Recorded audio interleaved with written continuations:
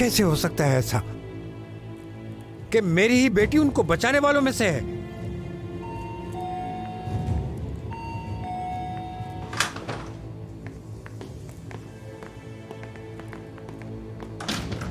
आखिर आप ऐसा कैसे कर सकते हैं अजीज भाई? वहां पर एक बीमार लड़की थी, कम से कम आपने उसका तो ख्याल कर लिया होता। केनान, आराम से बोलने दो, भड़ास निकालने दो उसे अपनी। मुझे समझ नहीं आ रहा आप ये सब करने के बाद इतने सुकून से कैसे रह सकते हैं। जब आपको अपनी बहन नाज की जिंदगी की फिक्र है तो फिर इस तरह आप एक मासूम लड़की की जिंदगी को कैसे नजरअंदाज कर सकते हैं? अगर उसे कुछ हो जाता, अगर वो मर जाती। केनान, तुम अपनी जगह सही हो मगर पुरसुकून हो जाओ। केनान, तुम ठीक हो मेरे भाई? तुम इस वक्त अजीज भाई की हालत को देखो।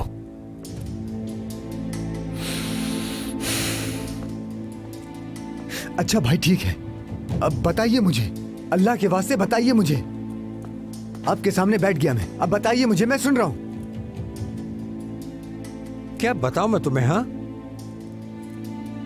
हजल ने बहुत अच्छी तरह से समझाया था। ऐसा लग रहा था कि मेरी बहन सामने खड़ी है, मेरी बेटी नहीं। वो सच कह रही थी।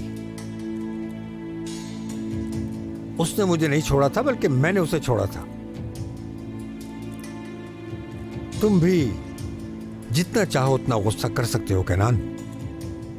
पता है, अंदर के दर्द ने मुझे मेरे अंदर ही कैद कर लिया है मेरे शेर। ना तो मैं तुम्हें समझा सकता हूं और ना ही मुझे तुमसे उम्मीद है कि ये बात मुझे तुम समझा पाओगे।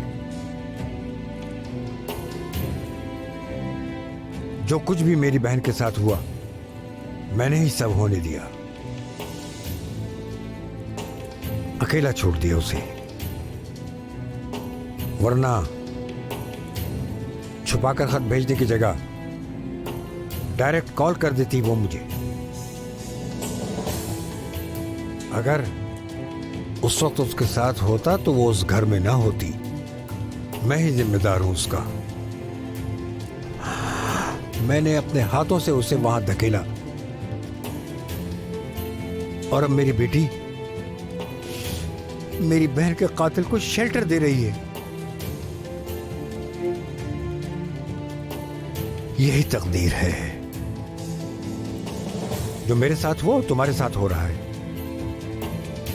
किस्मत, ये तो किस्मत है ना भाई। आप वही इंसान है ना जिसने मुझे कहा था कि किस्मत को अपने ऊपर हावी मत होने देना। अब क्या हुआ बोलिए ना। जो भी हो, आपने गलती की है भाई, बहुत बड़ी गलती।